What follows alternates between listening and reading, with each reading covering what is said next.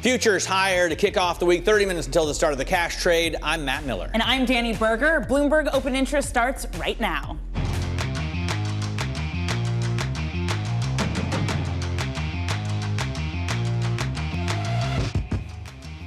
Coming up, bullish sentiment faces a test this week with payrolls revisions and key inflation reports on the data docket, plus plenty of action on the deals front, from a $17 billion spectrum sale to consolidation in regional banking. And Apple's recent rally under scrutiny as the tech giant prepares for its biggest product event of the year. Dani, what are you watching? I'm looking at changes to the S&P 500. This always gets people excited because, yay, passive money will buy these shares. Specifically, Robinhood, AppLovin, and MCore all higher by at least 2% more for Robinhood and AppLovin. They will be added to the S&P 500 index on September 2nd. They replace Market Access, Caesars Entertainment, and Enphase Energy. Matt, what are you looking at this morning? I'm looking at SpaceX. I highlighted that spectrum sale. SpaceX agreed to buy wireless spectrum from EchoStar for $17 billion in cash and stock. The deal allows SpaceX's Starlink to offer more independent direct-to-device mobile service for customers, and it gives EchoStar now $40 billion worth of total spectrum sales over the past month. Yeah, and that's why you see the shares rallying 22% on that. Let's get more detail on the deal itself. Bloomberg Tech co-host Caroline Hyde joins us. Caroline, great to see you. Great to see you. And as Matt mentioned, this gives them the ability to give direct-to-device service. So is this a coup for SpaceX that they've been able to pull this off? Well, they'd already been in the mix when it came to that AT&T spectrum sale as well. Remember, $23 billion worth just in August. This is why we've seen EchoStar shares at a record high before even trading today. They're up 100% in the last few days, let's call it in the last month, because they're doing this sale after sale of their spectrum. But this really gives SpaceX more broadly and Starlink an ability to give you direct to your mobile device connectivity with its satellites, but also from mobile to mobile. This is important for the growth story that we're seeing between Starlink and SpaceX. But what's sad is you are seeing perhaps the views that EchoStar was going to be a key challenger when it came to an offering in the mobile space. The fact that it was going to rival the likes of an AT&T or Verizon, that's not going to be clear anymore, because clearly they're having to offload what was this prized spectrum. The reason they're offloading it is because back in May they started getting an investigation by the FCC. Look, this is a company that's on the brink of bankruptcy, and now you see its bonds soar, its shares soar, because basically they've been forced by Trump, even involving himself as well, but being forced by regulators to start selling off some of this spectrum that it had bought at pretty bargain basement prices previously. Yeah, EchoStar, even though it's the big mover today, it's not really the exciting company in this deal, right? It's all about SpaceX. They're able to use pre-IPO shares to make multi-billion-dollar purchases, and now they're able to get away from T-Mobile. They previously had a partnership with T-Mobile to offer direct-to-device communications, but TMUS, those shares are down because this means Starlink and SpaceX can operate independently. Yeah, own it themselves, vertically integrated. They're buying this with $8.5 billion worth of cash, but they've also using their own shares. So interesting that EchoStar gets potentially a piece of the pie when they eventually do IPO. Remember, a lot of companies are pushing back that trajectory at the moment. They're also paying down some debt payments as well for EchoStar. So it's a really interesting deal more broadly. But you're right, this is about the play that Elon Musk, Starlink, and more broadly SpaceX, which is run by Gwynne Shotwell, is continuing to have, and actually becoming much more of a D2C kind of play. We know it for the space incredible catches that they do of their super of jets and the likes of rockets going to space. But now people are ever more going to know about it for connectivity, particularly when they're in the wild. Yeah, chopstick landings are interesting, but if I can use a mobile device with your satellite network, that's even more interesting for a consumer. Caroline Hyde co-anchors Bloomberg Tech. That kicks off at 11 a.m. They'll have more on this deal. We've got more M&A in this market on this Monday morning. PNC is going to buy First Bank for about $4.1 billion. Adding nearly $27 billion in assets under management in Colorado to PNC's business. Bloomberg Intelligence senior regional banks analyst Herman Chan is here. And Herman, we're talking about Denver specifically. Right. But is this a bigger consolidation story? Yeah, we're seeing some more consolidation within the larger regional banks over the past couple months. And this is more of a continuation of that. We've seen Huntington Bank in your home state of Ohio buy Veritex in Texas. We've seen a merger of equals in the Southeast with Pinnacle and Synovus, and this is the third regional bank deal that we've seen over the past couple months. PNC buying into Colorado and Arizona. Why is this happening, Herman? And it feels like soon we have to update your title from regional bank reporter to just bank reporter, right. National bank reporter, with the way that this is going. Yeah, so a couple of things. We've seen really strong deposits competition, especially from the largest banks like the Bank of Americas and the JP Morgans of the world. And the regional banks have been trying to contend with that for a while now, coupled with a much lax regulatory backdrop. So bank M&A has gotten much faster in terms of getting regulatory approval, and they've been able to close deals much faster relative to what was occurring during the Biden administration. So there's less anxiety and risk involved with bank M&A under Trump, and so we've seen more deals because of that. Herman, thank you very much for that. That's Herman Chan of Bloomberg Intelligence. Let's now, though, turn to the latest from Washington. Top Fed chair candidate Kevin Hassett says the U.S. central bank put its independence and credibility in jeopardy by expanding beyond its mandate. He spoke yesterday on Face the Nation. Central bank independence is something that, as you saw, there was a hearing this week about that Democrats and Republicans in the White House all agreed about. Now, the question is, has the current central bank been as independent as we would like, as transparent as we would like? And I think that there's some dispute about that. Hassett's comments come ahead of a busy week of economic data that's going to help determine the Fed's policy path if it's not already predetermined. Joining us now, Michael McKee, Bloomberg's international economics and policy correspondent here on set. Mike, what could we see in this data that would change the cut that the market is already pricing in for September 17th? Well, you probably have to have a big move up in the inflation numbers. And we do get a lot of inflation numbers this week. We get CPI and PPI. We also get payroll revisions, something to pay attention to tomorrow, definitely. We have the Lisa Cook court decision. Does she get to stay on the Fed? The IEPA appeal to the Supreme Court. Are they going to pick up the case about whether tariffs are illegal? And then we have this Besant and Pulte Ultimate Fighting Championship bout that was reported over the weekend by Politico. Does that have any influence on anything? It could. You just don't know. PPI and CPI, though, man, are the big deals. We have to see if we get a bigger increase in both of those than is anticipated. Right now, the forecast is they don't move much from where they are. And if that's the case, the Fed probably goes ahead and cuts. But on that payroll revision thing, I want to point this out. Once a year, they re-benchmark the numbers, and it's the data from April of 2024 to March of 2025. But as you can see, each year lately, we've seen worse and worse re-benchmarking, 800,000 last year. We get anything like that this year, then there are concerns that the president will once again have a cow, you want to call it, and maybe take some additional actions. Not sure who else he could fire, but he might try to do that. By the way, that Politico story about Scott Bessent and Pulte's fight makes Elon Musk's black eye earlier in the year. A little bit more suspect. A little bit more suspect. But there is a lot of personnel drama going on because we also have a narrowing down of who's likely to be the Fed chair candidate, with the Kevins and Waller being the top three announced by Donald Trump. How does that drama evolve with all of the data also in the background? Well, Trump is going to announce his pick when he gets around to it. And he has said basically he wants to do it maybe by the end of October, November, could do it earlier. But all along, Bessent has added names to the list of people he's going to interview, but the president keeps going back to those three. So we probably are going to see somebody from those three, except that this is Donald Trump, so we could see anything by then. But the sooner he gets a name out there, then everybody's going to focus on that person and what they have been saying about the economy and interest rates.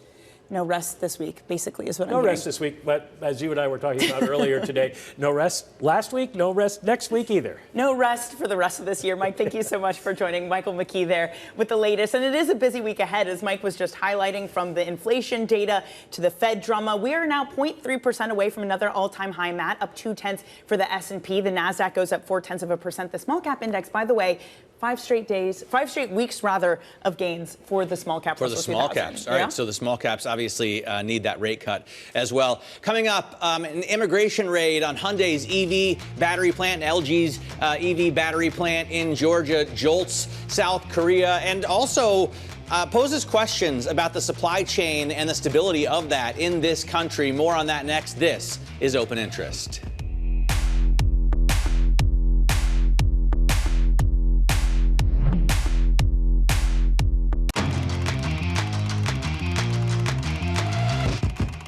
Let's get to high interest now. Look at what's making headlines around the world.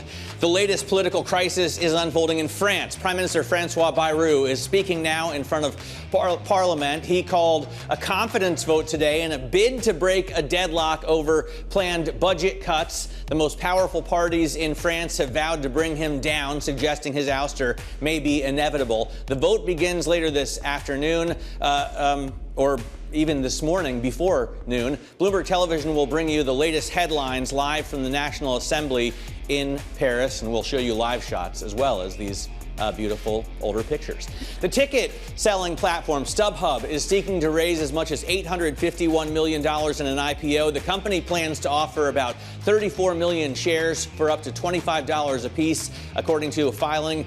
Earlier this year, StubHub paused its IPO plans after the U.S. announced wide-ranging tariffs. We'll get more insight into the live entertainment business with the CEO of TickPick in the next hour. Brett Goldberg is going to join us here on Open Interest. Plus, the U.S. is proposing annual approvals for exports of chip-making supplies to Samsung and SK Hynix factories in China. The compromise is aimed at preventing disruptions to the industry after Trump officials revoked Biden-era waivers that let companies get shipments more easily, sell shipments there more easily, Dani.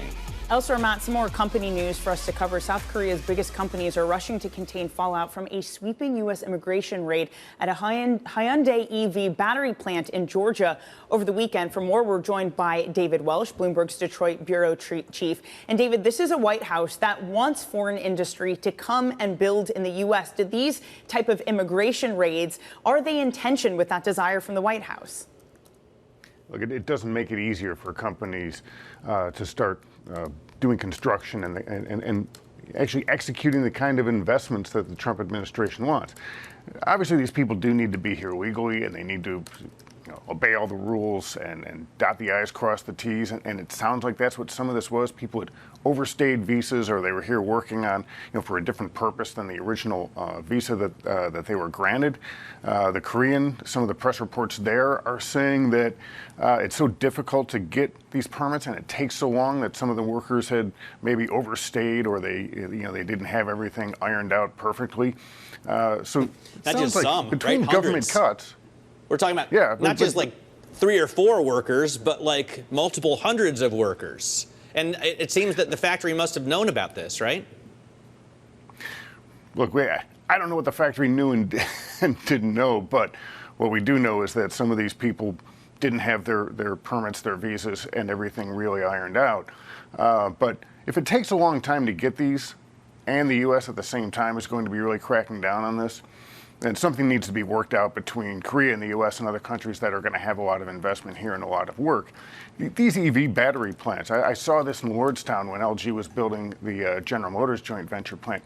You had a lot of Korean engineers working here for a long period of time because you don't necessarily have the expertise here in the U.S. I would assume the same is true in semiconductors.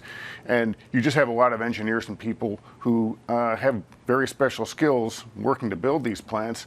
And this will add red tape for them, whether you like the immigration policies or not. I gotta imagine it doesn't even just add red tape, but if you're thinking of coming over to the U.S. and you're seeing these images of immigrants in chains at their place of work, yes, they're there illegally, that's probably somewhat dismaying. I mean, this is a president who also off the back of this said, look, send your very smart people because we want to train people up in the U.S. The red tape, the friction of getting the so-called very smart people here for factories, David, how difficult is that?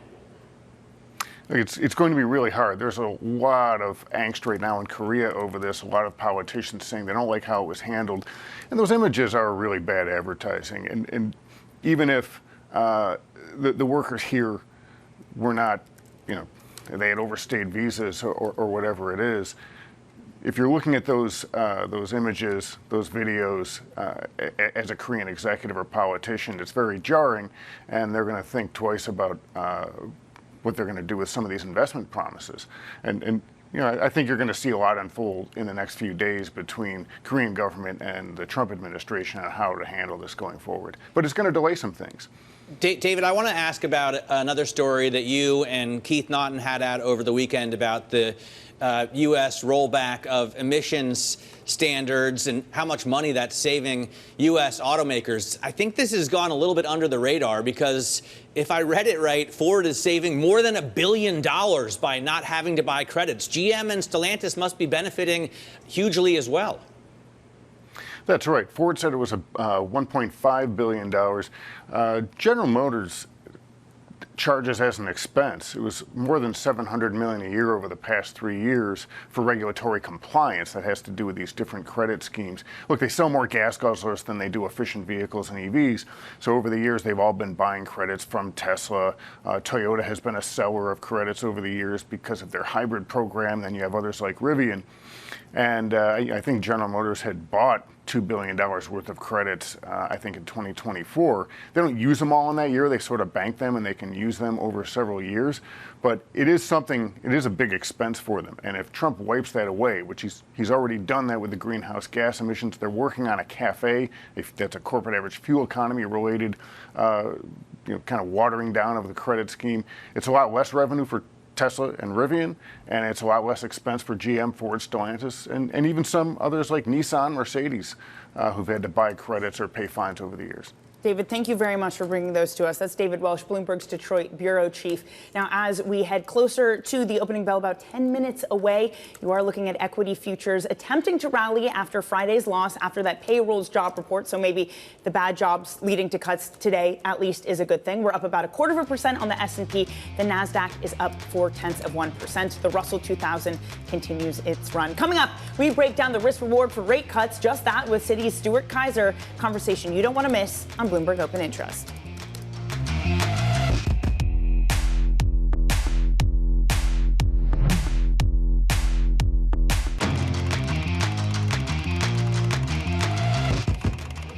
Morgan Stanley and Goldman Sachs strategists say we are entering the next leg of the bull market. Morgan Stanley's Mike Wilson says a rapid uptick in positive earnings revisions in the latest jobs data suggests that the U.S. is in a rolling recovery. Meanwhile, Goldman's David Kostin sees the S&P 500 rising 6% through mid-2026, 2% this year. Both see small caps benefiting in this environment. Let's add another expert voice to the mix, and it is Citi's head of U.S. equity trading strategy, Stuart Kaiser. Stuart, great to see you this morning. Morning. I say something feels weird about this. It feels like since the jobs number, and really maybe since July's jobs figure, that the view has shifted, that the narrative has become we're cutting into weakness, not necessarily strength. Can equities continue to gain off the back of that? Our view is probably not. I mean, the base case for most investors is probably we slow down but don't hit a recession. And in that case, if you're getting cuts, yeah, I think it's very positive for the equity market. But if what we've seen in the labor market is the early stages of, something somewhat of a more severe slowdown, then we don't think equities or small cap are going to deal with that very well. I mean, June is now a negative payrolls month after all the revisions. So, I tend to agree with you. It's a much, much more difficult risk reward when you get payrolls down to these levels with valuation at the levels they are to really be, confident in risk reward over the next couple of months. What does that mean, an expectation of a slowdown in growth for corporate earnings? Because they've been double-digit strong. So what about Q3? What about Q4? No, I agree. I mean, the bright spot right now is corporate America. And if you wanted to paint a bullish picture, it would be that corporate America kind of sat on its hands for 3 months, amid all the uncertainty around taxes, spending, and tariffs and immigration, and now might be poised to kind of spend those budgets before year end and do some hiring. But you have to put a lot of faith in that. If you look at what happened last earnings season, it was about a 5% earnings beat.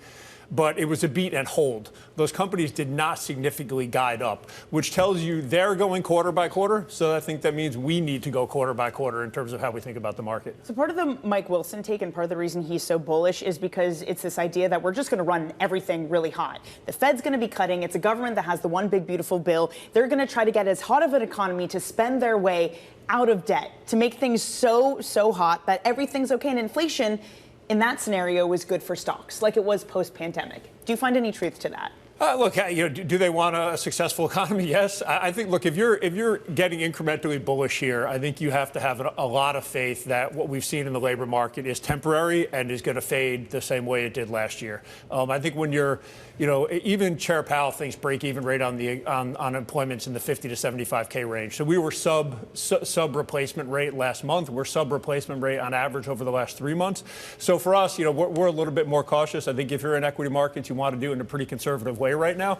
And I think you need to be very, very careful about what you're getting in this labor market data. So we probably have a little bit less confidence in that sort of tactical risk reward around the economy than he does. I hate to treat you as an economist rather than an investor, right? But to Dani's point, like if we run the economy that hot, we're going to get inflation that's higher. And you can also put on your poli-sci hat because that's no good for midterms, right? I mean, the government can't really afford to have inflation creeping back up to 4%. And we're already seeing a core PPI at 3.7. So how do you expect those numbers? We're looking at CPI coming out this week. We're looking at PPI coming out this week. How do you see those numbers trending? Look, I think the market's pretty convinced inflation's on kind of a downtrend, especially if you strip out the tariff-related impact. So again, you're taking a leap of faith that is going to be a temporary impact, and the trend is lower.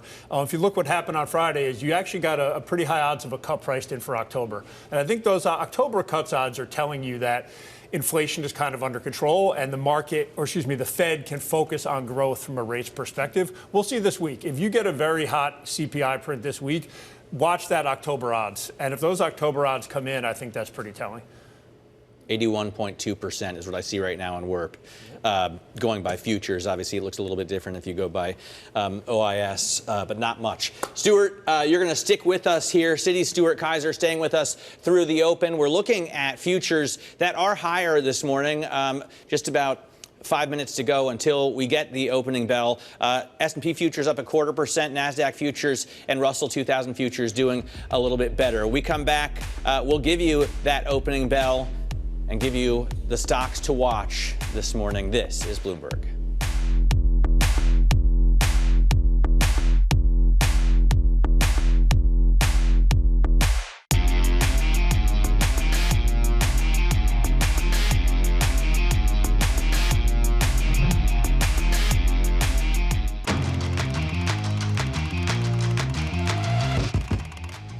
We are moments away from the start of trading. This is Bloomberg Open Interest. I'm Matt Miller, looking at futures higher to kick off the week. Right now, S&P futures up just about 0.25%, 0.2%. We're looking at bigger gains for tech stocks, and even, we were looking at bigger gains for Russell 2000 futures. Now 0.3%. As Dani points out, they've been up 5 weeks in a row, the small caps, but it doesn't really add up to much. Down at the New York Stock Exchange, Genpact ringing the opening bell. They are pumped, and I like the color coordination. Over the past 5 years, the stock is only up about 20%, 5% year to date, but at least they're moving in the right direction there. Down on the NASDAQ, you've got the USTA ringing the opening bell after what was apparently a very successful U.S. Open. I didn't really watch much of it. So good. I think a Spanish guy won, Spanish guy which is important. win. And apparently Donald Trump, the President of the United States, went and sat in the Rolex box yesterday, which is interesting considering he put 39% tariffs on Swiss imports. Honestly, good for the president for being there, but I was annoyed because it was delayed 30 minutes because they had to get everyone through security, and I think all the fans were pretty annoyed too. So, yeah, there was that, but it was a great match. It was so good. Well, and you could see those tariffs come down now that he's made friendly with the Swiss, right? I'm sure that's exactly what will happen, Matt. Okay, away from that, some of the stocks that we're looking at the open, look at this huge move from EchoStar. SpaceX has agreed to buy wireless spectrum from EchoStar for about $17 billion in cash and stock, a whopping 23% rise. The deal also allows SpaceX's Starlink to offer more direct-to-device mobile services for customers. And Matt, that's why you're seeing Verizon, T-Mobile, AT&T, all those providers start to fall because real competition coming from them now in the way of SpaceX. Yeah, I think a very interesting story for consumers of mobile telephony there. We're watching shares of Robinhood as well as AppLovin, one of the worst named stocks, but a great performer here today, and MCOR, which will be added to the S&P 500 index on September 22nd. You can see a couple of 10% gains there. MCOR not doing quite as well, but still in the green. We're back with Citi's head of U.S. equity trading strategy, Stuart Kaiser. And Stuart, we're going to talk a little bit later about more SPACs. We've seen a couple more SPAC announcements today, and more IPOs. Companies like Klarna prepping for big ones. Are companies finally coming back to these markets? I mean, you hope so. I think a little bit of public markets. A little bit of what we've seen, though, is the first half of the year was just so disruptive from a market perspective that you just, I think, had a lot of people kind of stuck in the pipeline, so to speak, and some of that is kind of coming back out again. M&A targets have been performing extremely well. A couple of the other RPOs have done well. So you put all that together, you had some people that were kind of idling, waiting to come out, and then you've had pretty good performance of those in the secondary market, and I think it's motivated some folks to try to get it done before year end. Are SPACs coming back a healthy thing? I thought that was the thing we all start to freak out about again, that SPACs are coming back and like crypto IPOs are what's in this market. Are those not like kind of frothy signs, Stuart? They're frothy signs, but that's the market. I mean, Matt's going through stocks I didn't even know existed. Didn't even know the names of. So look, I mean, obviously crypto's a big part of this, and as is alt finance, and that's going to kind of continue. But I think it's a healthy sign that the markets are open and functioning, and that these are performing so well in the secondary that it does suggest that risk sentiment's really positive for both retail and institutions. So you may not want to put all your bets on crypto SPACs or quantum computing stocks. They always do SPACs, but AI is still obviously a dominant force in this market, and Bloomberg Intelligence thinks that the CapEx increase is going to continue. How much of that is a part of your investment thesis? It's a huge part. I think what we've seen probably, though, is over the last month or two, people kind of, migrating the way that they're investing in the AI theme. I think focusing a lot more on software. Power gen is just a massively important and well-invested theme as well. So, look, the AI outlook's important. If you look at, earnings last quarter, though, the Mag 7 stocks basically coming into the quarter were estimated to grow earnings in the mid-teens. They reported earnings in the mid-20s. So, when you're generating that much EPS growth, it's hugely important. And again, this has become, it's spreading throughout the market, right? It's not just the semiconductors now. It's software, it's AI, and people. Heath Terry at Citi did a very deep dive into companies outside of technology that are going to benefit from this as well. So this has just become a pervasive theme, and you can't be invested in U.S. equities without thinking about it. And Peter Scheer was writing on this over the weekend, saying that spending on AI has been instrumental in keeping the economy and getting stocks to record highs. Does that then mean, Stuart, on the other side of things, that there's a real risk, even if there's a slight crack, for things to unravel for both the economy and for the equity market? Yeah, I mean, look, these things do work in both directions, so you can't completely ignore it. I think what's a little, I don't want to say different this time, but what's unique about AI is this is not just the technology. There's also massive infrastructure spend that's going on alongside this, and massive power generation and consumption that has to go on alongside this as well. So yeah, there's a technology aspect, there's an efficiency aspect outside of those tech companies, and then there's just a real kind of bricks and mortar construction project that needs to go on alongside it. So as I mentioned, it is pervasive throughout the economy and the U.S. equity market. But yeah, what goes up must come down, and you can't ignore those risks if you were to get a real crack in that CapEx spending theme. Yeah, we talk about from the jobs perspective whether or not AI is going to take out a lot of workers, right? And you mentioned software.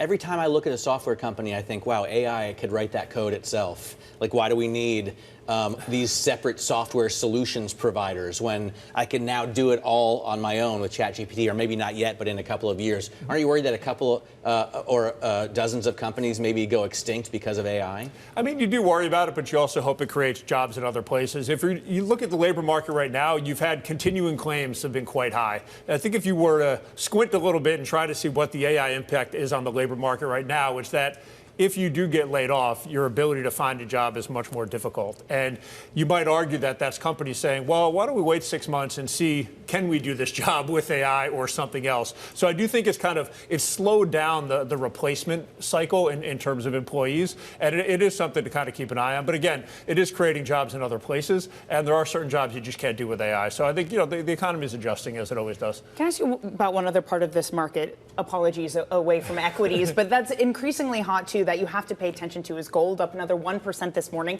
at 3,600. There was this report from the FT that Tether is going to start getting into gold mining, the stablecoin company. Again, when you have businesses who are getting into other businesses that have nothing to do with what they're doing, that seems like maybe a bad thing. Has gold run too far, Stuart? How much further does this thing have to go? Well, I mean, I think gold has a number of things kind of driving it. One is there's some risk to the economy.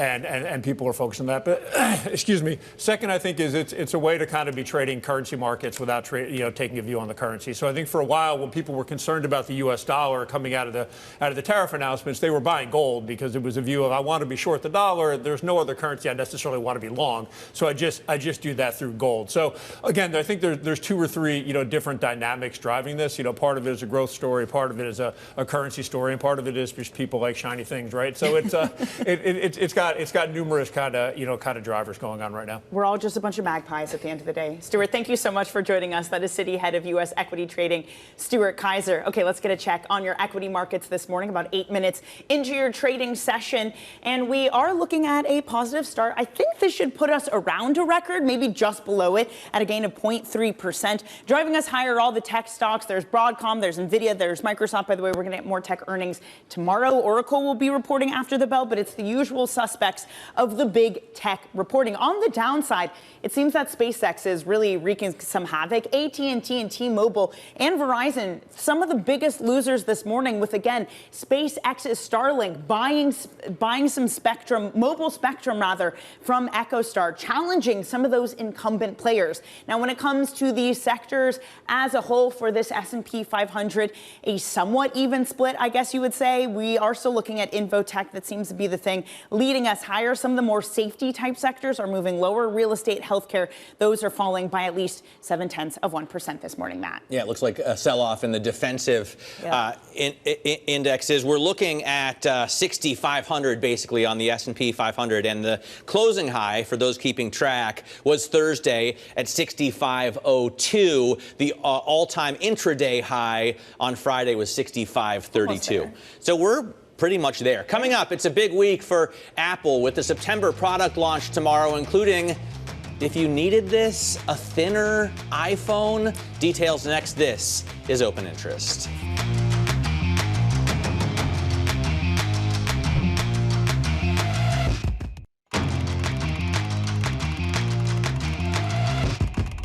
Let's get you some of the top calls, some of the analyst action in focus this morning. Starting off with Chewy, they're getting a raise to a buy at Mizuho. They expect a strong earnings report and a positive outlook when they report on Wednesday. Shares up only about 0.2%. Next up, TD Cowen upgrading Canada Goose to a buy. The analysts there see new products driving sales growth at the coat maker. Those shares are up 4.5%. I'm not sure how much innovation you can have with just puffy coats. Anyway, finally, Morgan Stanley and Barclays raising their price targets on Oracle. The software company has earnings that will be reporting tomorrow, so everyone giving them an upgrade. Shares up 2%, Matt. All right, so a lot of upgrades there for Oracle, and interesting story and stock to watch. But I want to get back to the big spectrum sale we've been talking about. SpaceX struck a $17 billion deal with EchoStar to help expand its Starlink network. Really, I think the story is of a spectrum buy, right? Let's bring in Bloomberg Tech's Ed Ludlow, who's been reporting on SpaceX and Elon Musk for years. And Ed, you could say, like, EchoStar, the stock is moving a lot and they've sold a ton of spectrum. Right. That's kind of interesting. But far more interesting is the growth in Elon Musk's ability to offer direct-to-device communications. And Starlink's ability to stand on its own 2 feet in a market where it's direct to device, because they already have an existing relationship with T-Mobile where you can do that. I was part of the beta testing phase of that. It works quite well. SpaceX can now just offer this directly. So $17 billion is also a really interesting piece of M&A for SpaceX. I can't think in its history of something that big. $8.5 billion of cash split with $8.5 billion of SpaceX stock. The EchoStar story was they were a bit troubled anyway. The FCC had looked at their use of that spectrum. By the way, for what it's worth, spectrum is the sort of range of invisible radio frequencies that allow you to send data from, in this case, a satellite down to Earth and a mobile phone. But people were like, is this hardware? No, spectrum is not. It's just invisible space. I think that's a worthy explainer for all, Ed. And I was trying to explain to my 5-year-old daughter yesterday when I gave her an FM radio. I hope you also emphasize it did not cause She was COVID like, what's the whatever. antenna for? Just catches the waves. Something you need to learn. You know, when they all signal phones, they all do this instead of this. Now, anyway, Ed, away from all of that, I mean, if you just look at some of the share price reaction, not even just the EchoStar gain, it's T-Mobile falling, which, yes, has a partnership with SpaceX, but it's also Verizon. It's also AT&T. Is this a real threat to the incumbents? Yes, in the sense that it's a relatively nascent technology. The idea that if you don't have cellular tower coverage and you're up a mountain or the middle of the ocean or just walking in the forest, whatever it is you like to do, you can now do it directly with SpaceX. You know, the story of SpaceX has changed where the proportion of revenue from Starlink has overtaken that of launch, and it's clearly much higher margin. There is some brand appeal. We can debate the Elon Musk factor in it, but a lot of people like to go to SpaceX, do Starlink, rather than, say, sign up with a legacy carrier. So it's not that surprising to see pressure on those carrier names. There's a great story on Apple stock, Ed. Yes. The company's gained almost $500 million, I think, or $500 billion, I should say, in market cap since the end of July. But the reason for the run-up is really that the tariff hit lessened after meetings with Donald Trump, and regulations are not hitting them as hard in terms of the payments they can accept from Google. It's not Apple innovation or their moves in AI that's driving the stock higher. Yeah, some of the headwinds in the first half of the year were removed, and we've discussed that in this program, right? That was the Apple stock story in the first half. The question we're asking ourselves on this network and the show is, why do we care about Apple iPhone Day? It's not as simple as saying that iPhone is 50% of revenue, but I have a chart in my back pocket that I'm not going to show now. I'm going to do it tomorrow. That basically tracks that iPhone days are a sell the news moment, but on a 30 or 60-day basis, and this is based in Bank of America research, it tends to recover. And so, in a moment in time, however the stock trades this week, that's a short-term thing. But over a couple of months, we really do care what's going to happen tomorrow. And with the political backdrop you talked about, the pressure on Tim Cook and Apple from the president to onshore more of the supply chain here, and above all of that, still begs the question, what is the AI story with Apple? And per Mark Gurman's reporting, we expect to learn a little bit about that officially tomorrow as well. And I know you'll be at that event, Ed. What I want to know away from AI is who wants a thinner iPhone? Who wants that? Who's asking for that? Yeah, my first MacBook in 2010 when I was at university was a MacBook Pro, chunky old thing. And before that, I'd been a Windows PC user. I couldn't afford the Air. And what Mark's arguing, and I think I agree with him, is that in the first instance, based on our reporting and sources, this iPhone 17 Air, 6.6-inch screen, incredibly thin, is going to be expensive. It's going to have a limited camera because of the design and the space. It's going to be priced between an iPhone 17 Pro at the top end and base model at the middle end. But it will follow the arc of the MacBook. When Mac had the Air in 2008, it was a slow burn to get it to be adopted because it was expensive. But Apple iterates on the technology quickly. And that's the argument that I think Mark's making, that initially you might see a tepid response. But people like thin phones, I think. And it also sets the ground for a foldable phone potentially in 2026. So again, the short term, we'll see what the reaction is. But the long-term roadmap is a bit more clear with that one. I'm not buying it because I will break it. I promise you, I will snap also, it. Also, we have thin phones. Yeah, like, we already have thin phones. They can't get much thinner before they start being negative space. So, like, who cares? Well, that's the next thing. They'll just implant the chip in our brains. Ed, thank you so much. Bloomberg Tech's Ed Ludlow, thank you so much. Now, coming up, retail investors are changing the IPO landscape, and companies hopeful of listing are fully embracing them. We're going to have more next. That's coming up on Bloomberg Open Interest.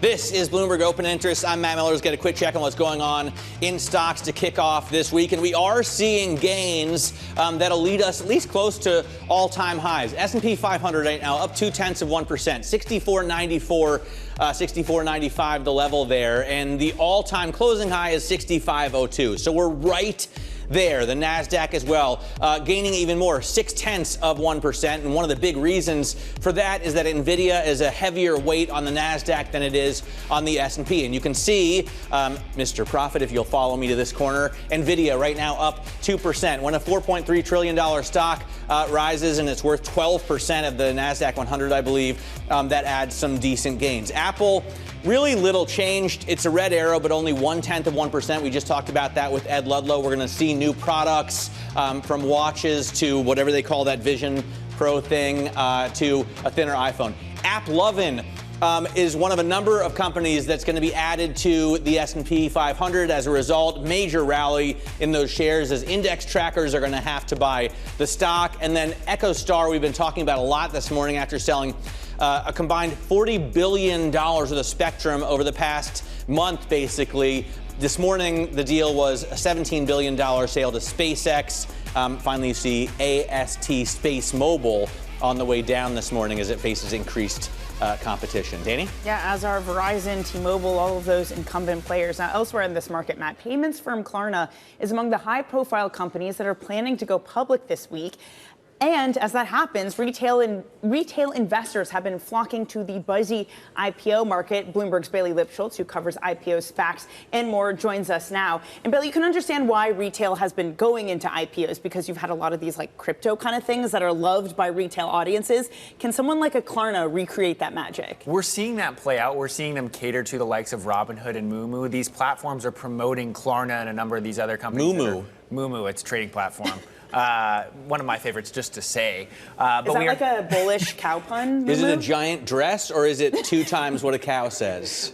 I'll take the latter. Okay. Unconfirmed, though. But we are seeing these platforms catering to retail investors and promoting some of these stocks. Again, buzzier names, more household names, the likes of a Klarna or a Gemini, which has kind of the Winklevi twins associated with it and are in crypto. So we're seeing retail investors really showing up in size. We're seeing a lot more SPAC activity today, recently as well. And today I noticed that a lot of these companies are not just in crypto, but in quantum computing, right? Yeah, we broke the story that a SPAC led by Michael Klein, the well-known banker, is the Lucid guy. Churchill did Lucid. They brought Lucid public. They brought Oklo, the Sam Altman-backed nuclear fusion company or fission company. They struck a deal, $1.8 billion deal, in terms of valuation for Inflection, which is another quantum computing name. We've seen a few companies in the quantum space going public via SPAC back in the old days. So now we're seeing kind of that flavor playing up again in the SPAC market. The big question is, when do you reach profitability? When do you actually kind of unveil more products and actually drive the entire industry forward? That's the uncertainty, but we are still seeing SPACs striking deals in crypto, striking deals in clean energy, and now getting back into quantum. Or again, right? It's a resurgence of, this was your beat during the meme stock days when it was huge. It died off, and now it's really come back. It's really come back, and we've seen a number of serial sponsors coming back. So we see this deal from Churchill. We've seen Chamath Palihapitiya filing to launch his first SPAC since going under or shutting down a few back in the bust days. We've also seen the Cohens, Betsy Cohen and Daniel Cohen, coming back to the market and really tapping it, though they have been leading that whole crypto and crypto adjacent charge. Still, it is the companies that are going public via SPAC or IPO. It's still these tech-enabled companies. When do you get IPOs that broaden out beyond that? I know StubHub was also announced today or reported that they're going to be raising money for an IPO, but still you could argue it's just another one of these tech companies. It's not necessarily broadening out the IPOs. It's another tech company, and it's also another tech company we've been waiting for years to go public. So today we saw Netscope launch its process. We saw StubHub, as you mentioned, launch its process. WaterBridge, which is in the water space as it relates to the oil and gas industry, they started their process. We're seeing kind of a broadening out, but a lot of these deals are smaller. We have BlackRock Coffee, the first real consumer name since Kava. We have a Legent, which is a Blackstone HVAC roll-up PE play on the road right now. Figure is also in the blockchain space. So we still are seeing those themes that are catering kind of the hot markets, AI, crypto, blockchain, really dominating. The big question is, when I talk to bankers, what do we see throughout the fall, and really a big focus on what 1Q26 looks like? By the way, the Politico report on the Bessent Pulte blow-up, apparently that was at Chamath's birthday. That was Chamath's birthday. It all comes full circle. Yeah, wow, what a party. All right, Bailey, thanks so much for joining us. Senior stocks reporter Bailey Lipschultz there, also all over IPOs, meme stocks, and SPACs for us, and has been for years. He's the voice here at Bloomberg on that reporting. Coming up in the next hour, Franklin Templeton's Katrina Dudley on whether the U.S. is in a rolling recession or is it a rolling recovery. Plus, we're going to talk to Carlyle's head of Secondaries, which is, I think, closely related to this IPO SPAC story, on a new $20 billion fundraise, and Ethan Allen, CEO, talks furniture ahead of potential tariffs. This is Bloomberg Open Interest.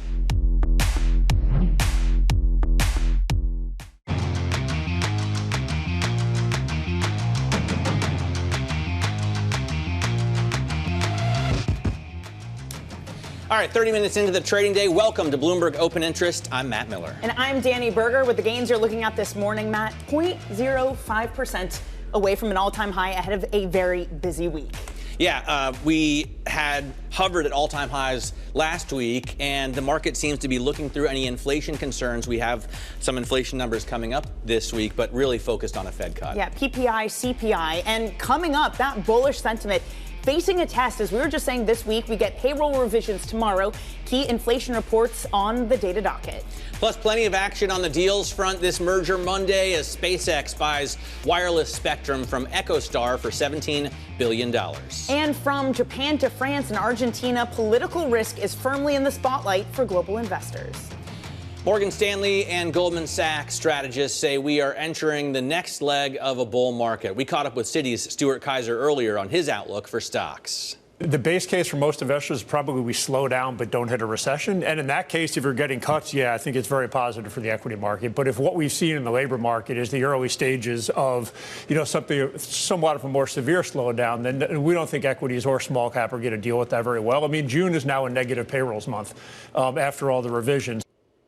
Joining us around the desk is Katrina Dudley, Senior Investment Strategist at Franklin Templeton Public Markets. Katrina, great to see you this morning. Great. And look, you've been pretty positive on this economy and the support that will give for risk assets. Has any of that changed since we got the jobs numbers on Friday? I think we're not just looking at the jobs numbers, which was negative. It's actually the revisions to the March data that is actually the thing that makes us a little more optimistic. And you say, why?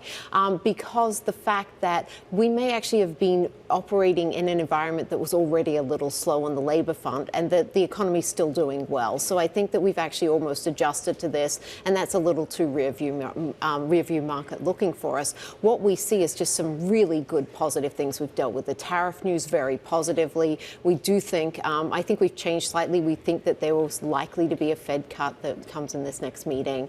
That's a slight change for us. But I think that generally speaking, we think that things are set up and going to go well. But it does look like the labor market is weakening here in the U.S. We have problems internationally. The French government likely to fall today. Argentinian assets again in free fall.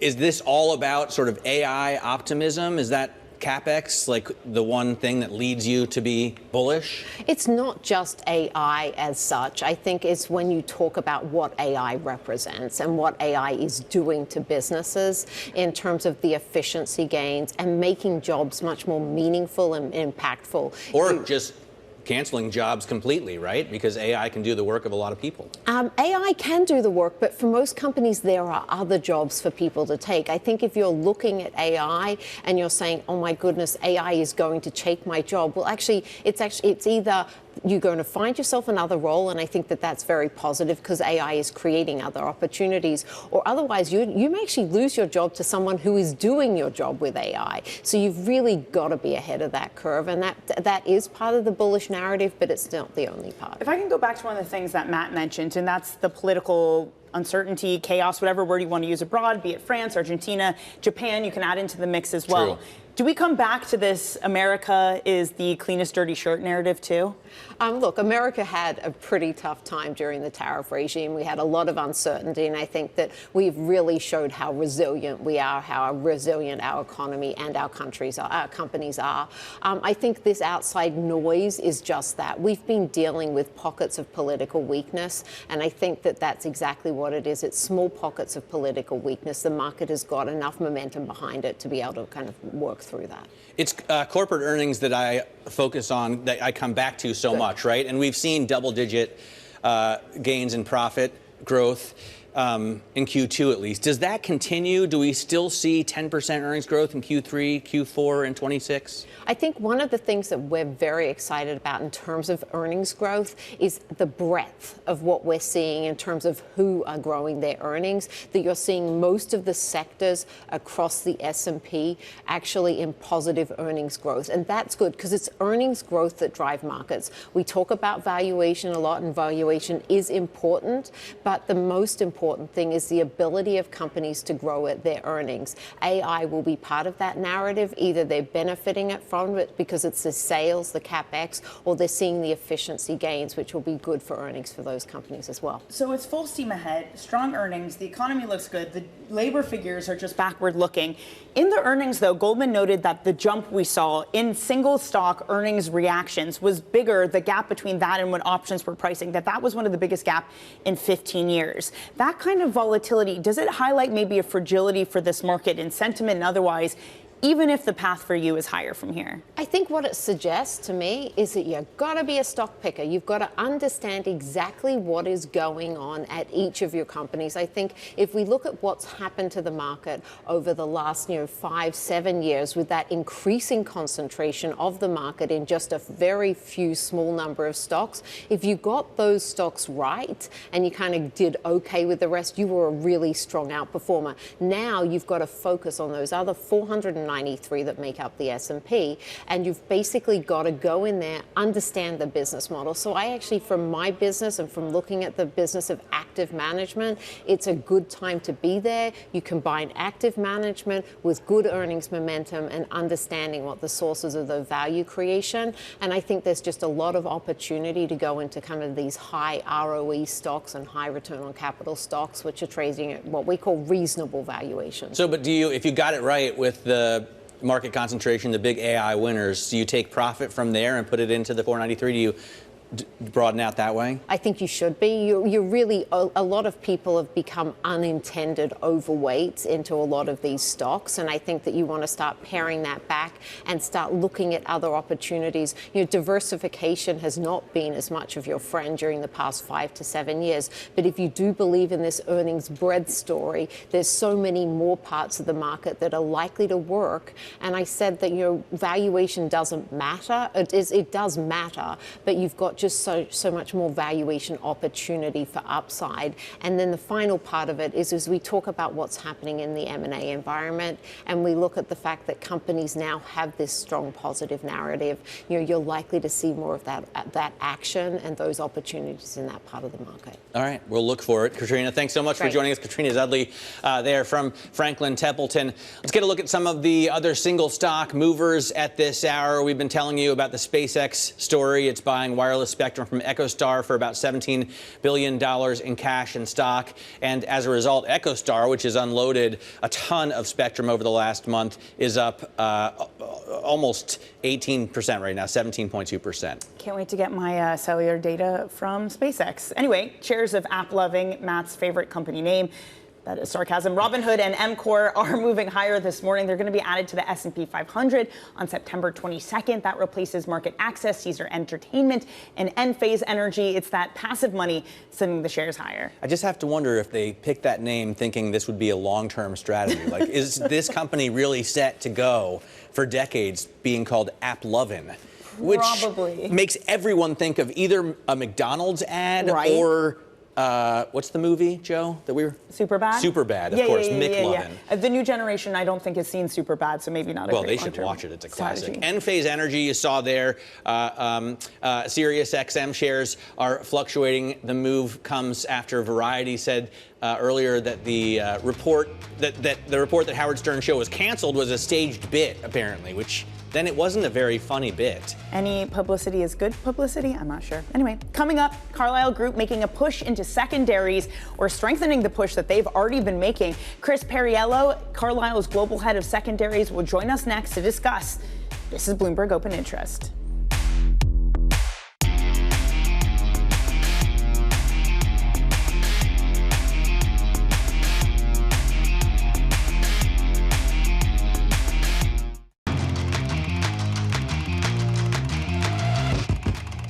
Let's get to high interest now. A look at what's making headlines around the world. Argentina's assets plunge as President Javier Milei suffered a major loss in Buenos Aires, a key provincial election. His defeat increases concerns surrounding his economic agenda.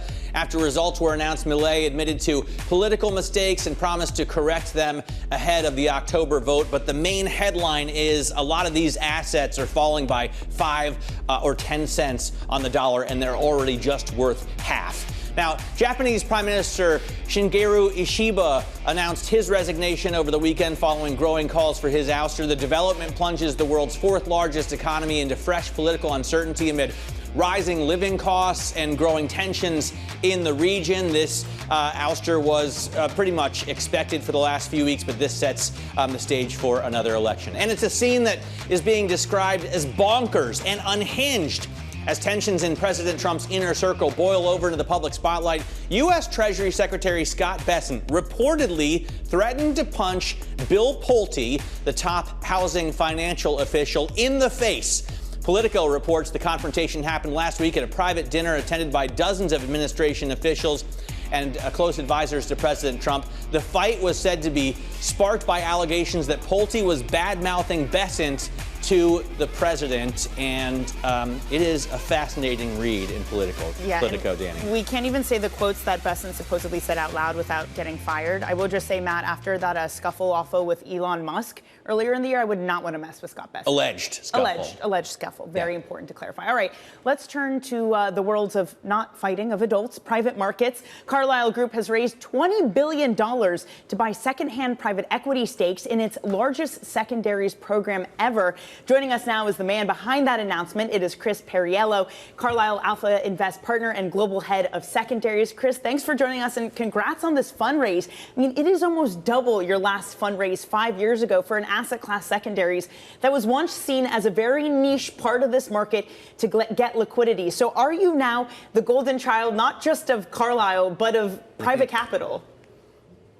Well, thank you for having me, first of all. It's an interesting question because if you go back, I mean, not even 10, 15 years ago, really, the idea of being the golden child of anything in the secondary space was not where we were, right? It was, like you said, it was a niche industry, $20, $25 billion industry where most people didn't know exactly what we did for a living. So I think, that where we've come over the past 15 years as an industry and then AlpInvest within the Carlyle AlpInvest umbrella has really been a tremendous run. So, a lot of people to thank for that. But overall, I think the market tailwinds, the team that we've put together, and the support we've got from the firm have really been tremendous over the past 4 or 5 years that have allowed us to get to this point. Chris, the skeptics would listen to you and say, that's all well and great, but what's been driving it is an exit environment that's frozen up, less companies changing hands, less IPOing, and that's why secondaries have boomed, because it allows investors to tap into that liquidity. If IPOs and exits come back, does that mean secondaries slow? Right, it's a great question, and I think the reality is that's not really what's driving it. I think people talk about that, and obviously we are, at the end of the day, we are a liquidity provider to an illiquid market. So when liquidity is stressed, our capital is probably a little more valuable. But if you go back in time, I mean, the growth cycle for secondaries, really the biggest 3 or 4 year growth period was kind of 2016, 17, 18, 19. Whenever a couple things changed, we can talk about. But that was a time when liquidity was actually pretty free-flowing. IPO market was open, rates were low. It was a great economic environment for exits, and that is when the secondary market really went from kind of $25 billion to north of $100 billion. So the secular tailwinds in our business have been really a 10 to 15-year run. Those are staying. That's what's growing the business. It's the institutionalization of what we do in our product in the market. The cyclical tailwinds, which you mentioned, which obviously there are periods of time when the volatility causes some disruption or dislocation in the markets, and our capital probably has a little more value at certain periods of time. That is true, and that is driving a lot of the headlines today. But the fundamentals for our business are types of transactions, new entrants coming into the space, LPs and GPs using our market in a more efficient and more sort of institutional, professional way. That's driving the volumes. The volatility and dislocation are just episodic events that happen over 2008, 9, 2020, and today, which caused maybe a light to shine in our industry, but that's not the main driver behind what we do. I also had been skeptical about continuation vehicles or secondaries, Chris, thinking that this is just passing the hot potato because sometimes an exit is hard to find. On the other hand, a lot of companies lately are choosing not to go public for really strategic reasons, right? And they can still operate just as well as a company that has got publicly traded shares. I note today that we saw SpaceX, use its shares for at least $8.5 billion of that spectrum acquisition. So is it possible that your investors see these secondaries as even more valuable than, a company that would end up going public? Yeah, I think it's an interesting question because if you think of the development of, we talked about the secular trends, one has been the GPs, the general partners' usage of the secondary market for continuation funds, as you mentioned. And there's, look, in every segment, every market, there's good and bad reasons to use the market. But fundamentally, I think you bring out a good point, which is most people went public to create a currency or to create capital to continue to fund growth. If we, the industry, continue to provide other options for that, whether it be historically it would be a fund-to-fund transaction or selling up the food chain, sponsor to sponsor, GP to GP. Now the secondary market is just entering with a new option, which is the continuation fund idea, which we can capitalize a vehicle, allowing two things to happen: the company to stay private longer with access to capital, and then most importantly, I think a lot of times you see is you have a GP, a general partner, and the management team of that company really have a great thing going and they want to keep it together. So that value creation with that group sometimes is a lot stronger than introducing a lot of outside impact or outside events that could change or derail that growth. So I think all we're saying is there's opportunities to create a consistent path with capital behind it, which should unlock, in some cases, more value for the end investor. Well, just taking a step back, Chris, also what I'm hearing from you is you have more of these private companies and shares of them changing hands more frequently. And it gets into this narrative that's kind of been popping up, this collapse of public and private. What does it mean to have an asset class that's been really valued for the illiquidity premium to have more liquidity, to change hands more frequently? Does that change this industry at all? I mean, yes and no. I think really what it does, it just creates optionality and tools in the toolkit for every investor. Whether you're looking to invest in the space or you're looking to exit, whether you're a limited partner or a general partner. I mean, at the end of the day, all we're really doing is providing exit ramps for opportunities to create liquidity. And I think both the limited partner and the general partner community really like that optionality. It's not fundamentally changing where you're going to get liquidity at the end of the day, but it is providing more optionality, which creates optionality on time, optionality on capital. Those things are changing. And I think that is what you're seeing is driving some of the big market changes and the types of transactions that are happening. If you look at the secondary space today, I mean, there's probably 3, 4, 5 different types of transaction structures. If you get into the credit world or the portfolio finance side, which we'll talk about, or on GP lending, there's a lot of options today that didn't exist 10 years ago. So all of those things combined are just creating, to your point, a more liquid environment. It still doesn't fundamentally change the idea that there's a liquidity premium attached to making a private investment. It just gives you more optionality, say, year 4 through 7, to create or unlock some of that potential. You know, this latest fundraise, $20 billion, obviously confirms the popularity of these investments or the desirability of these investments. But I wonder also, if you look at it through an application lens, like how many more young, talented people are applying to work with you in this space who 10 years ago didn't know what it was? Right. I mean, that's funny. We talked about that ahead of time. I mean, my partners and I would talk about it all this time. When we used to hire associates coming out of banking or coming out of school, whatever it may be, the first 30, 40 minutes of our interview usually was explaining to people what we did, what the industry was. We were a $15 or $20 billion industry. This is back in 2006, 7, 8. I mean, today, to your point, we are probably a first choice for a lot of people, and it is because of the growth and the recognition the industry has got.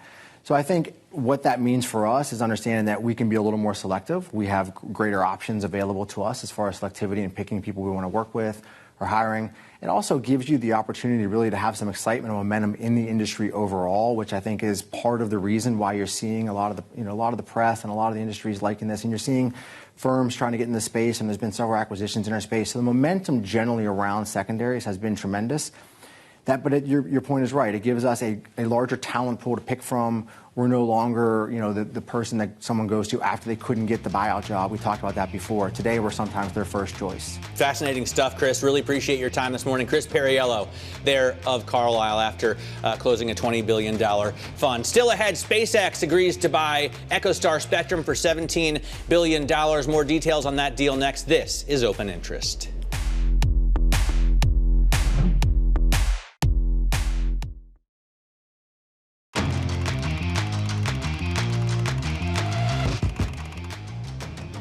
SpaceX agreed to buy wireless spectrum from EchoStar for $17 billion in cash and stock. The deal allows SpaceX's Starlink to offer a more independent direct-to-device mobile service for customers. They do it already with T-Mobile, but now they can do it really by themselves. Bloomberg senior deals reporter Michelle Davis joins us now on this. you know, Michelle, this deal initially seems kind of dry, just talking about spectrum, but it's really fascinating when you get down to what this allows SpaceX to do and what kind of competition it provides to the, incumbent players. Yeah, spectrum sounds boring, but this is really the culmination of this saga that's been going on for several months, where basically think of spectrum as like valuable land. You know, it's valuable because it's scarce, even when it's not developed. Charlie Ergen, mogul, has been sitting on it forever. Elon Musk was angry about that and said, you know, that's not fair. It should be redeployed to others. Basically, the government was on EchoStar's back and wanted them to redeploy this. This is Musk getting, you know, his deal. It's a win-win. It gets Ergen, buys Ergen more time to, refinance debt, pay down debt, and he gets a bunch of money.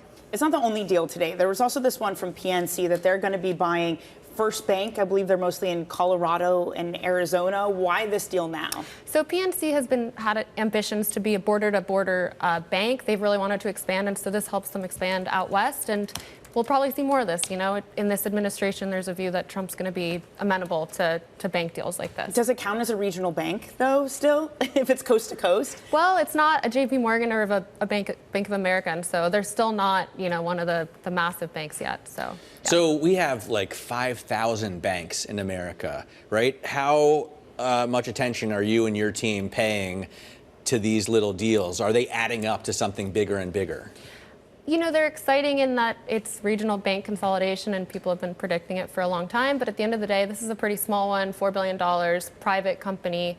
There's going to be a bunch of these, but they're not, you know, the blockbuster deals that make headlines. I just saw that the CEO of PNC said there are going to be a few winners and a lot of losers in this space, and we aim to be a winner. I'm paraphrasing. But the point is, a lot of these companies aren't going to make it. Yeah, well, I guess you got to be the one who's buying and snapping them up like PNC to be the ones who make it. Michelle, thank you so much for joining us. Again, maybe that $17 billion EchoStar deal is the more exciting one this morning, to Michelle's point. Coming up, President Trump's investigation on the furniture industry looms large. We're going to be speaking to Ethan Allen, CEO. That's coming up next. You're watching Bloomberg Open Interest.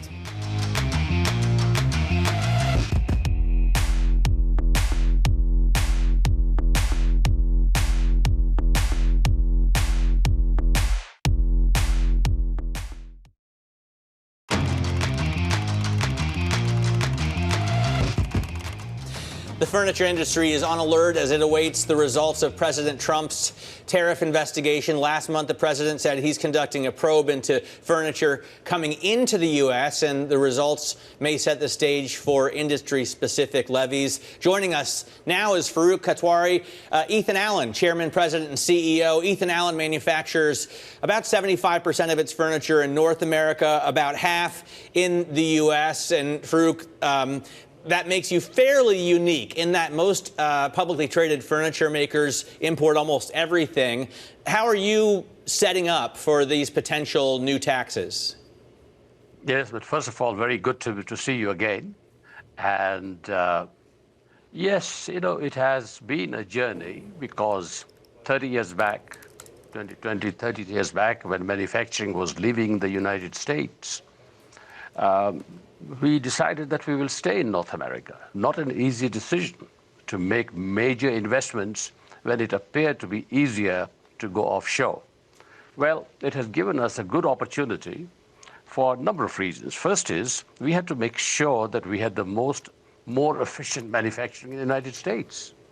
We had 22 manufacturing plants 20 years back. That would not have worked. So today we have manufacturing in Vermont. We have manufacturing in North Carolina. Then we went to Mexico, went to Honduras. And the other thing that we did was we've been very fortunate to have great talent. We've got to treat them well. And technology is important. Combining technology and good people is important. And the other thing we did was this, which was unique. We said we'll make exactly the same level of quality in Mexico as we make in North Carolina. That's our upholstery or wood products that we make in Vermont or Honduras. You know, 20 years back, 15 years back, people said crazy. But today, that has given us a great advantage and given us an opportunity to service. Other thing that we did, which was very unique, 20 years back, about 70, 80% of our products, I'm talking of wood products, upholstery was always custom, was what stock. Today, almost 100% of our products made in North America is custom. Right. That Well, is also Farooq, can a I big ask you differentiator. then about that 25% of your supply chain that is still coming not from North America? With those tariffs looming already, some tariffs being put on them, how are you thinking about it? What are you planning to do with it? Do you adjust or do you take the tariff hit? Yeah, that's that is an issue. We have a lot of that is affecting what we call non-furniture products, like, for instance, accessory products, textile products, rugs, some furniture also. And so we are looking at right now a number of factors, which is, fortunately, we haven't at this stage not made many changes.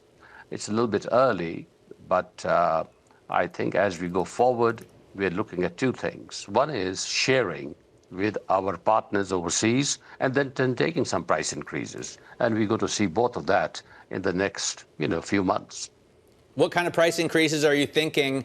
I guess you have to wait until you get official levy numbers, but what can the market bear, Farooq? Well, it again depends on products, depends on different countries. Like, for instance, in some countries, the duties are 8 or 10%. In some countries, like, say, for India, it is 30%. So I think that we will have to make changes. Our partners are sharing. So most likely we'll have to make some changes over a period of time, maybe even operate with somewhat of a lower margins. We'll combine all of those as we move forward.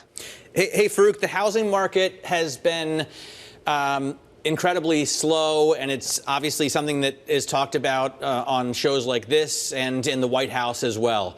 How is that affecting furniture sales? I mean, when people don't buy a new house, do they decide to use extra cash to upgrade, a couch or a dining room table? Or do you need people to buy new homes before they get new furniture?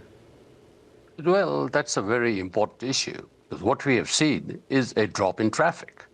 Less people are coming in. I would say close to 20 to 30% decrease in traffic. But the good news is that the ones who are coming in are buying. And our business is up, interestingly, in the last few months. It is up because of the fact of our setup. We are the largest interior design network. Our interior designers have built great relationships.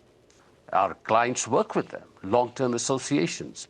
So our business with the existing clients has increased, while I would say newer clients and even the ones, some existing, are holding back. But overall, business is somewhat up, yet the fact is that traffic is down.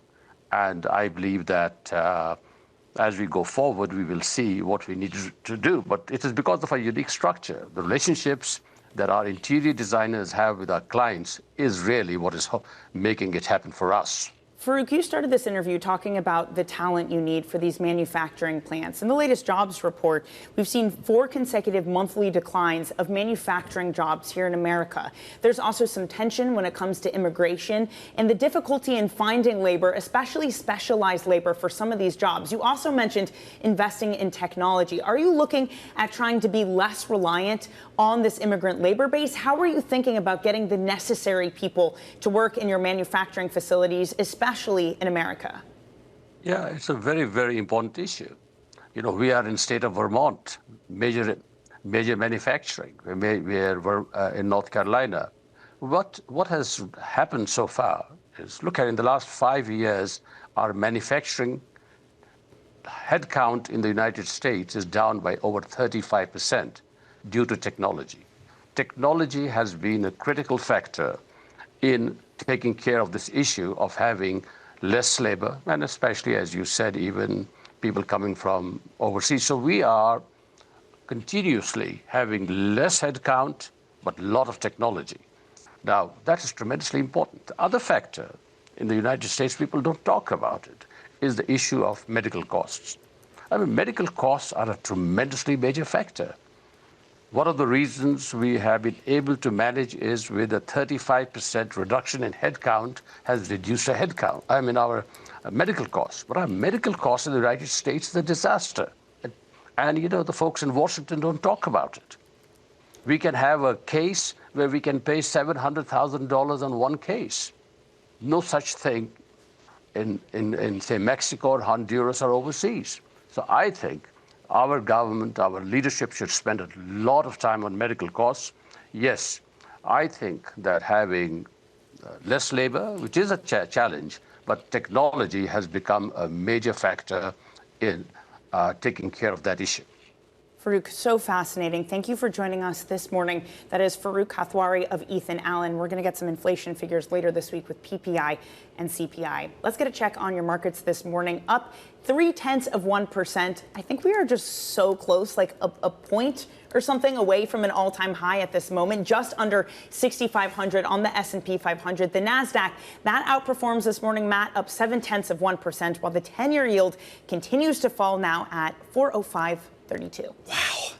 The 10-year yield at 405 is just shockingly It is. It's been moving down. low, and that is another reason for stocks to run. Right now, let's take a look at some of the single stocks moving at this hour. United Health reaffirmed its 2025 earnings outlook. The move comes as company leaders plan to meet with investors and analysts today through Wednesday. It's been a very difficult year for United Health Group, to say the least, and you see a little bit of a gain on that today. Ever so slightly. Oracle, though, having a bigger gain, 2.5%. Everybody has decided to raise their price targets for Oracle. JP Morgan, Morgan Stanley, and Barclays this morning. Morgan Stanley specifically, Matt, cited momentum across the tech industry's AI infrastructure booking. Again, Oracle reports results after the bell tomorrow, so there you go, a higher bar for them heading into that. Also keeping an eye on Apple shares as the phone giant prepares for its biggest product event of the year. The shares down a little bit here as we wait for the news on thinner iPhones, maybe a new generation of watches, or at least updates to the Apple Watch, as well as the what's it called? The Vision Pro, the headset? Vision Pro, the headset there. Yeah, I'm sure something you all are desperately waiting for. Okay, coming up, the NFL season is underway. Fans in attendance are paying for record high ticket prices. We're going to speak with Brett Goldberg, TickPick CEO and co-founder, coming up next. You're watching Bloomberg TV.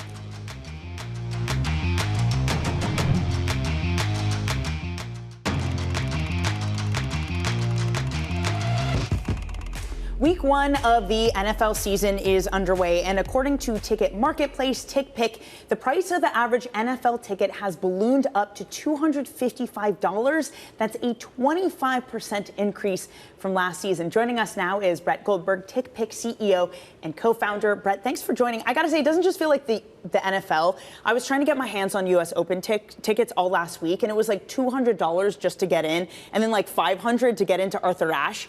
What's going on right now? U.S. Open's a hot one also. But I think if you were looking at the first week or two, you would have gotten better prices. And there are ground passes that they sell, and you can get good access early in the beginning. You'd be looking at probably $50 actually in the beginning. So I went too late, basically. Yeah, you gotta plan ahead.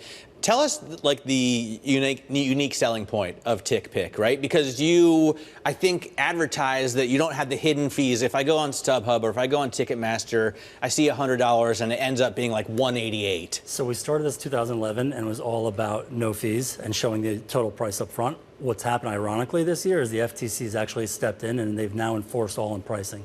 So every major marketplace and Ticketmaster now are showing the total price up front. So we got some repositioning and branding that we're doing. Our prices are still cheaper because we're not doing both the buyer and the seller fee. So we'll make about 14% on a sale, where most of our competitors are making 18 to 20%. But you're no longer going to get tricked anymore.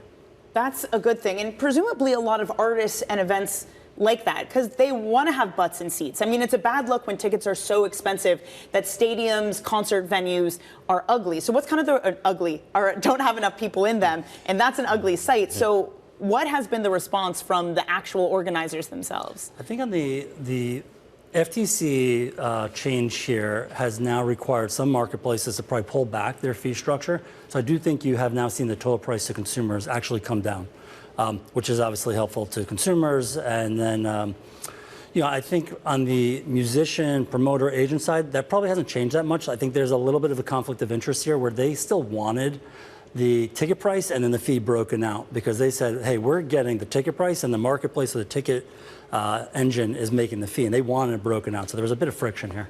I think of TickPick primarily for sports tickets, but I look at your website and I see also concerts, music, as well as theater, Broadway plays and stuff. Is there a place where you have a specific strength?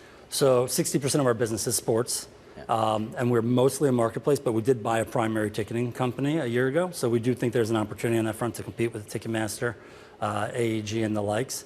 But sports is a big piece of the business. One, the reoccurring nature, and we're working directly with the team. So we work with the Eagles, the Jets, the Ravens, the Texans, the Rams. So a lot of NFL partnerships that it's all about improving the fan experience. It seems like there could be ancillary revenue opportunities there then, because if I say like TickPick is my place to go for Jets tickets, if I were to torture myself that way, I might also want to use this site to bet on Jets games. Do you see any opportunities like that? We've talked with the different partners on that front, and we thought about, is there something that you could do unique where if you buy a ticket, now you get access to something different? We haven't executed on that. But in regard to the Jets, like we're now trying to sell on-field access and post-game access. For the Eagles, we're selling tunnel access, so you're getting like right next to the players. So we're trying to figure out, as these prices go up, the fan is demanding more. And so we're trying to give it more. And I think the teams have done a great job leaning into this as well. A lot has been made about consumer weakness. Is the fan still willing to pay? I mean, your stats, $539 on average for a Philadelphia Eagles game. That's not cheap, Brett. Are people still willing to pay that? Eagles is a little bit of an anomaly, so they are the most in-demand team. And just coming off the Super Bowl win, it's kind of understandable. I think NFL is also unique. That structure of 17 games, 8 or 9 home games, people are going to pay that. So if you've got discretionary income, it's going towards live events. But NFL is definitely a little bit of an anomaly. But live events as a whole is still very hot. How do you see baseball shaping up? Because the game has faced a lot of challenges. It's been popular lately because of Philly's Karen, at least in terms of it being in the news. But are more people going to those games? Are they doing it right? Attendance is up for MLB, and I think the rule changes they've made have been phenomenal, and it's been very well received. I think there are other things about shortening the game, and then the food and merchandise and what they're selling inside maybe taking a little bit of a hit. But attendance has been up, so that's huge. And I even think the NFL. I was watching yesterday, and there's little things that they continue to do, improving the kickoff. They've put 6 cameras inside every single stadium now to improve the fourth down or the fourth down conversion, or first down conversion, I should say. And it's a virtual now, so you're never going to see the chain link come out anymore. So I think the NFL has done a phenomenal job updating the game on an annual basis. All right, very cool to get you in here. We could talk, obviously, for a lot longer. But Brett Goldberg there talking to us from TickPick. Coming up, France's government faces a confidence vote, and we'll go live to Paris with the latest. This is Bloomberg Open Interest.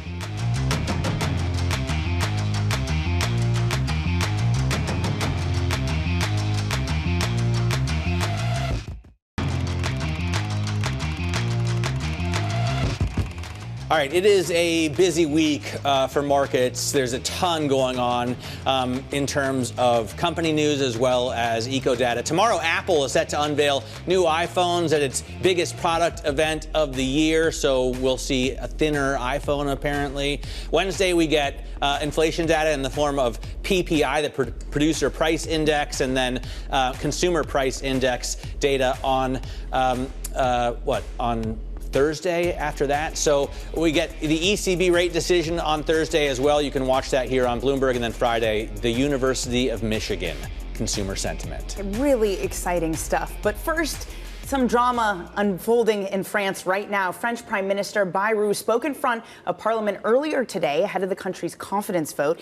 He warned the nation is drowning in an ocean of debt and cautions that wealthy citizens may flee the country if they are taxed too heavily. Let's get the latest with Bloomberg's chief European correspondent, Oliver Crook, who is outside France's National Assembly in Paris. Oliver, what are we expecting, not just today, but in the hours to come? Yeah, so Dani, we just left the room there in the Parliament where we heard François Bayrou, the soon-to-be ex-French Prime Minister, if you believe everybody else that we've been hearing from over the last couple of weeks. He failed to get the sort of political establishment in France to rally behind his 44 billion euro sort of budget cut to try to get France's debt under control. This is something that he's really framing in kind of historic terms. He said that basically at this point, you have the power to topple the government, but you do not have the power to ignore reality. And the reality is for the French government is they've not had a balanced budget deficit in 51 years. If you look at their debt to GDP ratio, that's up at 114%. That is almost twice what it is over in Germany. That's the third worst in the European Union after Greece and Italy. If you look at their deficit to GDP ratio, that's at minus 6%. That is it's almost twice what you have as the EU average. So that is what he's facing today. And despite this fact, this sort of trying to frame it in these historic terms, he's not going to get the buy-in from these political parties, because what you have in France is something we've seen across the European continent, this hyper-fragmentation within politics. We have three major blocs that just cannot agree on their budgets, and as a consequence, he will likely fall in the next couple hours. We're expecting that vote to take place at about 8 p.m. today, and that will leave Emmanuel Macron, the president, a lot of sort of difficult options ahead. He will have to potentially then appoint a new prime minister. From which sort of realm of politics is he going to do that? Will he lean towards the left to try to get the buy-in from the socialists? Will he try to go a little bit further to the right? But at the end of the day, the calculus will not change. There is also a fear that he will have to call a legislative election, though if you look at all the polling, that won't really change the calculus. And of course, he's being called on by some people within those chambers to resign and have a presidential election. This is something that Emmanuel Macron has pushed back against considerably. He says that he's going to wait out his term until 2027. The problem is, and this is where the French that you speak to every day on the streets sort of despair, it is very hard to see a path forward to get a budget for 2026. Oliver, you're like the perfect correspondent to cover this story. From Brooklyn to London, now you live in Berlin, and I think you're part French as well. Put this into a broader European and even global context for us. Like, how important is it what happens in France? What kind of military budget do they have? What kind of importance do they represent in terms of European leadership? And what could happen if this government falls? Well, this is precisely the point that the Prime Minister was making, that basically France's influence on the global stage is evaporating. He sort of put it in military terms. He says you can be subdued by the military and you can be subdued by creditors just as quickly. And that is what the French are facing right now. We're not quite at the point yet where the bond vigilantes come in and impose their will upon France, but that is what he's seeing on the horizon. I mean, you look at the spreads between the German and the French 10-year, we're at about 80 basis point spread. That being said, it may not sound that big. The Germans have said that they're going to take €1 trillion worth of debt this year, right? This is something that they changed the constitution to do. So that spread's not the one to look at. When you look at the spread between the French and the Italian 10-year, that has come down to 5 basis points. That has only been below 5 basis points once before since the turn of the century, back in 2003. And that is the reality that the French are facing. At the end of the day, you never know when these sort of crises will strike, because it comes down to sort of investor confidence. But this is something that they're intensely concerned about. And the great fear is that they're not going to be able to figure this out in the next couple of months, and that they'll just have to roll into next year. Well, Bayrou clearly paying attention to this bond market, Oliver, but what about the rest of Parliament? Is this a Parliament that would be receptive to higher yields? Would they change course should that start to unfold? I think at the end of the day, the bond market gets the final word in European politics and politics everywhere. And I think that has been kind of the great problem with European politics more broadly. I mean, we talk about France. That is what's flaring up right now. Remember, the German government fell back in the autumn on the same thing. Massive political fragmentation, can't get a budget through, brought down the government. Spain can't get its budget through right now. The Netherlands right now has got its own political crisis. You go to the United Kingdom, the bond market acting up there, they cannot get their budget through. This is a pan-European problem. And I think at the end of the day, some of these mainstream politicians would almost welcome the bond market to impose itself a little bit more so that you can break some of the paralysis here, because it's very hard to see a path forward, particularly at a time when you see the rising of China, you have the Trump administration putting more and more pressure. We heard him reference the sort of difficulties with the United States, and Europe as a bloc needs to be more competitive and needs to probably come together more as a union, and that becomes very, very difficult, particularly when you have the far right, the nationalists that are very sort of Eurosceptic, that say we're not going to want to drive this together. And this is the broader problem for Europe, and that is what the Draghi report that they put out last year tries to address, because they are becoming increasingly irrelevant, and we've really seen European impotence put on full display by Donald Trump. All right. Oliver Crook, great to get you reporting live out of Paris. We will follow this coverage on the Bloomberg terminal. You can type TLIV GO or go to Bloomberg.com for that. We are at record high now on the S&P 500, at least in closing terms, right? 65.05 if we closed here would be the highest level we've ever hit. Yep, so we're at a new record, trying to erase those losses on Friday. And a packed show coming up tomorrow. Allspring's global head of investments, Ann Miletti, and the CEOs of Activate, Elano, and Peachtree Group coming up tomorrow.